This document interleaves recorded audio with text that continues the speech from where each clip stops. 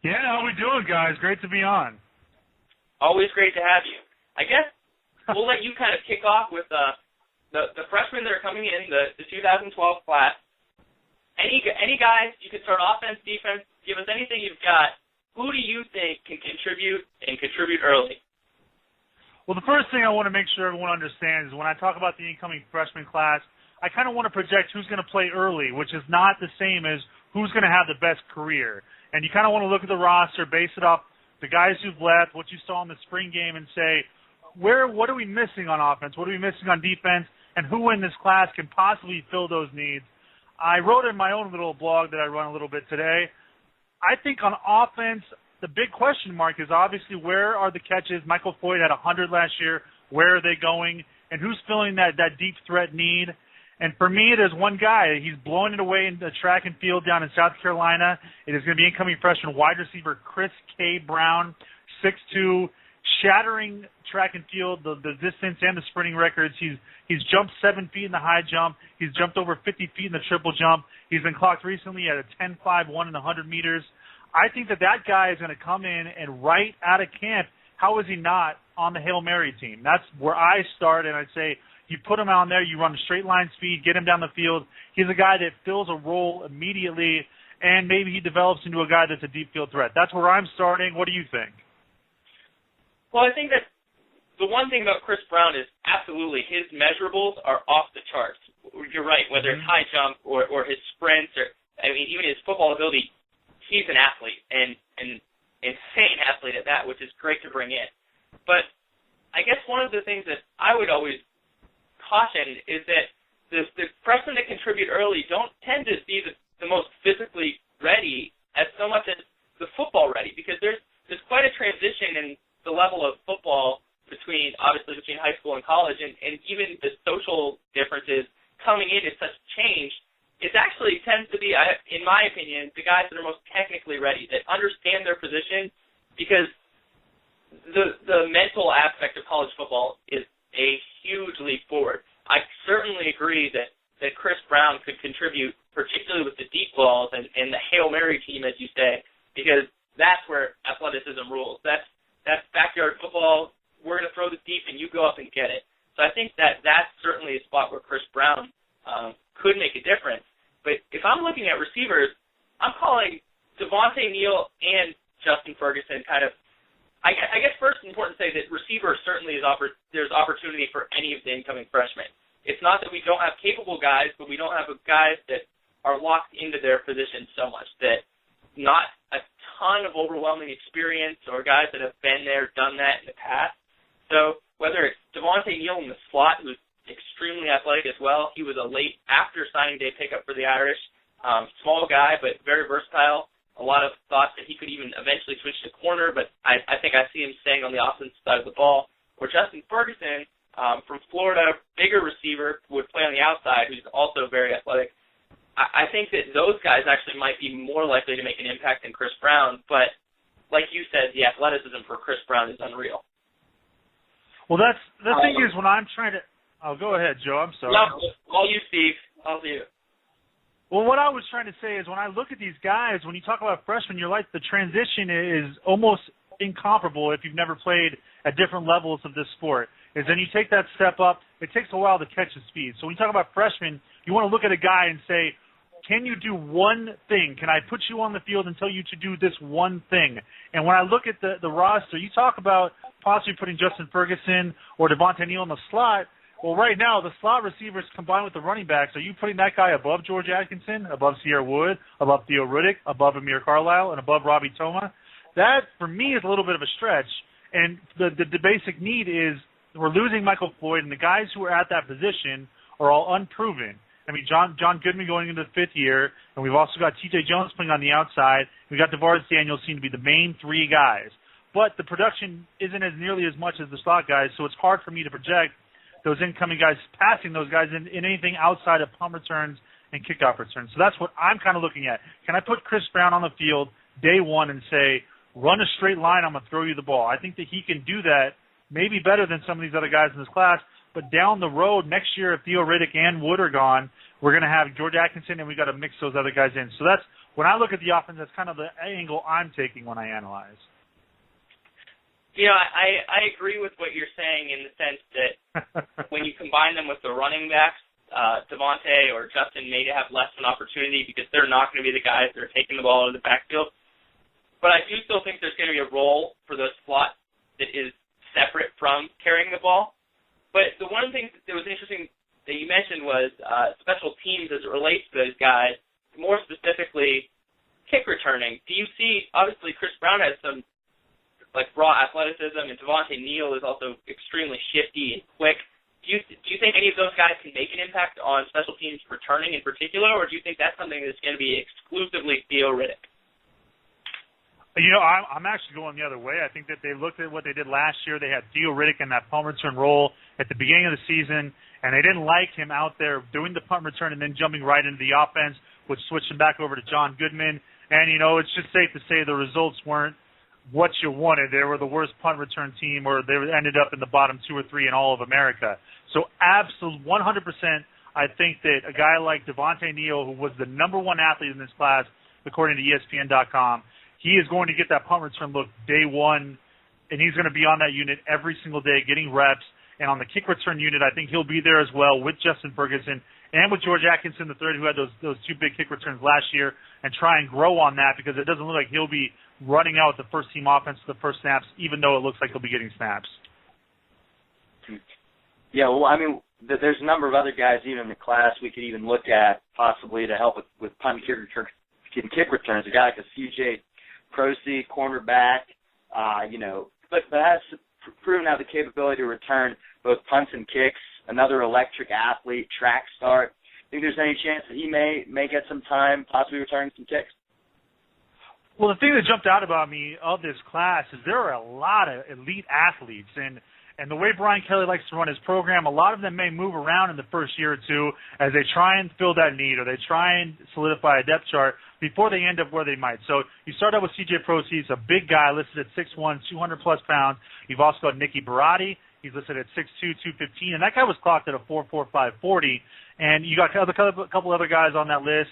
You're going to have Elijah Shoemate, guy allegedly ran like a 4.39 a couple weeks ago, and then John Turner, another big guy. So as the roster develops and injuries take place, I think those guys are all going to get looks somewhere in the defensive backfield and in the special teams. All those guys could legitimately be gunners on the kickoff team on opening day. We'll see what happens, but I'm very excited about this class. And there's a bunch of different aspects where these guys can fill roles early before they find their niche later. Yeah, I kind of have one general question. Whenever you're looking at a class and evaluating it, on a general level, do you think that, how do you evaluate a successful class? Do you say, well, is it that we filled our needs for the coming year or for the future, or like what do you think, or that we just accumulated a bunch of top prospects? I mean, how would you say is the best way to evaluate how to evaluate a class, and in this class in particular? Well, when you first start, the best gauge is where are you filling your needs on the team, and for this Irish off season, we lost 3 of our starting defensive backs, 2 corners and a safety, and they really need to stock up at that athlete position. And they're possibly, on top of that, looking at losing the number 1 and 2 running backs with Wood and Riddick in the next coming year. And they've got a couple different guys with Mahone and with Kaviri Russell who could end up filling those roles. And then you got to look down the line. Where have we been weak recently? We were weak in the last couple of years on offensive line. The last couple of classes have really replenished that, with the next one coming in with possibly 5 guys signing on the dotted line. And as a whole, it's hard to judge them when they're on paper. When they're still freshmen, you got to look back when they're juniors and seniors and say, how many of them are starting? How many games do they start? What are their records as a class? And it's really hard to judge because they're going to be combining with 3 to 4 other classes throughout their careers. But you want to see that depth chart where you say, look at this depth chart. We got this guy coming in here. We've got the guy who's number 2, and we've got the guy who's a clear-cut starter. And we're comfortable if there's a big injury or something happens unfortunate where we got to put another guy in, and that whole next man in mentality, you're not scared of the next man in. I absolutely agree with you, Steve, in the sense that filling holes has to be the biggest barometer of a good class, initially at least, because the key to success as a program is continuity, and depth, and establishing depth is so important to that. You're right. If someone gets hurt, it's got to be next man in. and you have to replenish those next men in every year. When Joe asked about looking at just raw number of top prospects that we bring in, and is that a way to evaluate a class? The only problem with that is tough is that you don't know if those prospects are going to pan out till later in the career. So I would say at first glance you have to say, did we fill the holes that did we fill the holes that we knew we have or that we anticipate happening? And then I think later down the road you look back and say, wow, did these prospects turn out as being elite guys like we thought they would? Yeah, one of the biggest subplots when they brought in Gunnar Kiel for me was not that we brought in the number one pro-style quarterback in the class, but it was also kind of like reassuring. You looked at the class and you said, if spring ball goes through and Brian Kelly says X player is my starting quarterback, there would have been a good chance one of the other two would transfer. And if they don't bring in Gunnar Kiel this class, there was a possibility they head into the 2012 football season with this brutal schedule and all this uncertainty at the position with only 2 guys on scholarship. That would have been a major issue. As it stands, looks like we're going to have minimum of 3 guys on scholarship, most likely 4 for opening day. And I think that's a key part of recruiting is making sure you're backing every single position up in every single class. Absolutely. So I guess when looking at this class now, you've talked about a couple guys that you think can make an impact. Are you content? Do you think that we really did fill those holes, or do you still see that there are some positions where you would have liked to see us bring in other guys for depth purposes?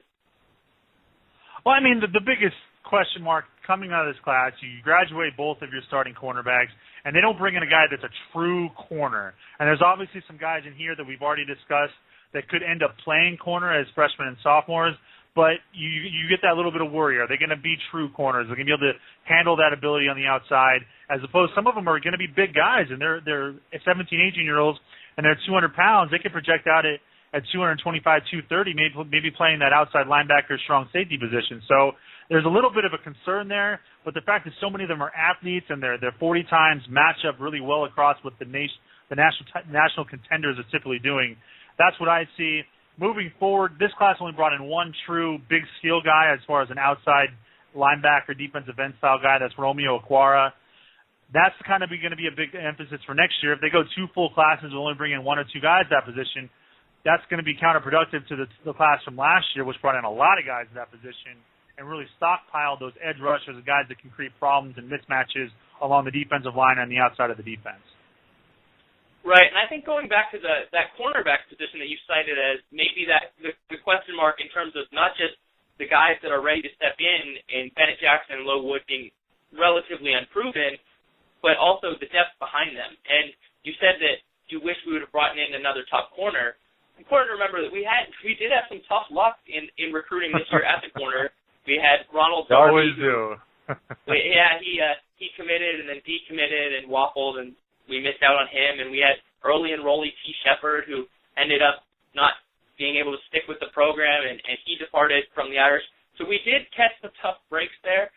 We already mentioned C.J. Prozis for being an elite athlete and talked about his potential in the return game. He's going to have to be ready, not because we necessarily are going to need him, but you have to constantly be grooming those next guys in. So you're right that I think cornerback is going to be another huge focus a year from now in the same sense that the big skill is. I think those are kind of our biggest needs going forward. Yeah, I 100% agree, and it's just part of recruiting. This year was obviously a pretty tumultuous offseason in Notre Dame. There was more guys going than there were coming, and we hope that there's no big news coming in this offseason and more guys are going to transfer or they don't like the depth chart. That's the way it goes in college football, and it's kind of hard to get a total gauge on this class because it ends up with 17 commitments.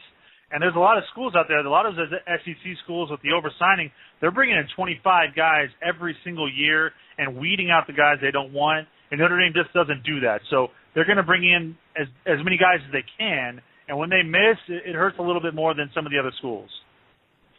Yeah, and I agree with you. Now, I guess one last question for you, Steve, before we kind of let you off here. When you're looking at a team that is often considered rebuilding, and because of our quarterback question, some people have thrown out that maybe Notre Dame is rebuilding this year, you might expect a lot of freshmen to play as you kind of groom those young guys together. Do you see that being the case for the Irish this year, in that maybe we force some extra freshmen or younger guys to play to groom them with maybe a younger quarterback? Or do you think that this team is really just a quarterback away from being so big time that we stick with a lot of the veteran guys? It's college football, guys. You cannot simply say that there's any team out there that isn't rebuilding year by year. You don't get guys. You're not signing them to 9-year contracts and hoping for the best. Every single team is losing starters every single year, so Notre Dame has to do that. But I listened to your previous caller and kind of the way he stumbled over the question of what's going on with Notre Dame in 2012. What do you expect? That's tough to answer. It really is tough to answer. The schedule is absolutely brutal. It is, and if the play at the quarterback position isn't vastly improved over 2011, especially in the area of turnovers, the whole team will suffer. If there's a lot of turnovers going on, they're not capitalizing in the red zone, and they're turning it over in the red zone, this team is going to struggle all year. This team could possibly only win 5 or 6 games. I don't think that's going to happen. I think the quarterback play from whoever it's going to be is going to be better than next year, and there's still a possibility of winning 10 or 11 games. It's the brutal schedule. That's all you're going to hear when you talk about Notre Dame for the next couple of months. The schedule is crazy, and the schedule looks crazier when you don't know who's going to be calling the plays from behind center. Absolutely. Glad to hear that you're at least looking at the optimist side. There is that potential to win 10 games or more, because I'm the ultimate optimist. There's not a person that will tell you otherwise. And obviously on the show, we absolutely are looking for the best. But great to see that outlook for you, and great to have you on again, Steve. For everyone here, Steve is a great part of the new ND Nation Network. He's on the flagship show down the line on Thursdays. So if you like hearing Steve, make sure you tune in Thursday. He's fantastic week after week. Glad to have you here, Steve. Well, I'm glad to be on the show, Joe and Tyler. Thank you so much for all you do. It's been a fun semester with you guys joining on, and we're looking forward. We're going to try and get you both onto one of the other shows on the network throughout the summer so you guys can talk a little football and not get too rusty. And we're looking forward to what you guys come back with in August. And, you know, it's going to be all optimism in August. It's going to be all talking about how these freshmen look and about how the team looks and how the quarterback looks. And it's going to be fun. So I hope that everyone listening knows that Notre Dame, the new ND Nation Network, we're going to promote positivity. We're going to promote hoping for the best with Notre Dame football and the rest of athletics. So thanks for having me on, guys. Great show. Looking forward to talking to you again. Absolutely. Anytime, Steve. Thanks, man. All right. Have a good one, guys.